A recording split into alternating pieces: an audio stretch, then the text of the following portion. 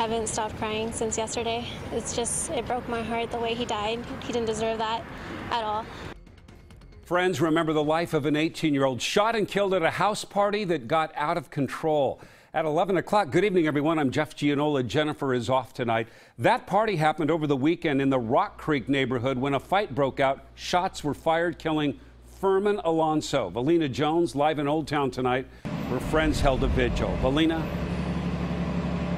Well, Jeff, friends held that vigil here outside of Compound Gallery, a place they say he would regularly hang out. You can see there's candles still left from tonight's gathering. A lot of people sharing stories tonight, including stories of things that he would always be there to help people, and they say that's exactly what he was doing that night. Right as I met him, I could tell he's such a good guy. He was just all about love, so remember that.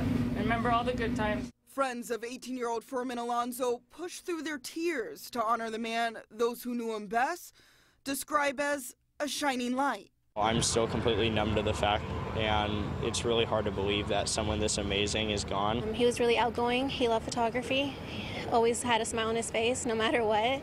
He was just the type of person to just, lift your spirit, make you laugh.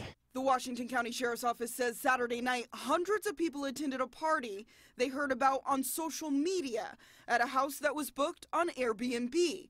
Shortly after midnight, a fight broke out and Alonso got caught in the crossfire.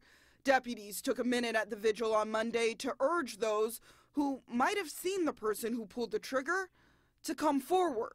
If you're there or you know somebody who was, please just come find me. And we want to make sure we do everything we can on this case. Just heard kids down there, but nothing out of the ordinary.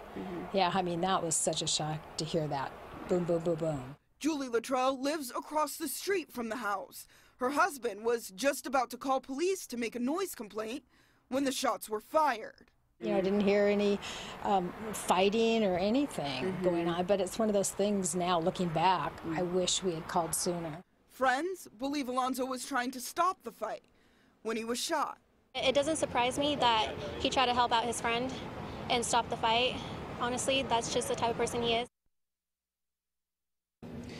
So far, a suspect has not been identified. Detectives have been going over several videos and pictures from that night. They tell me they have gotten several leads, but still need people who were there that night to come forward. Now, friends that I spoke to say they've seen a lot of videos circulating as well that show the shooter.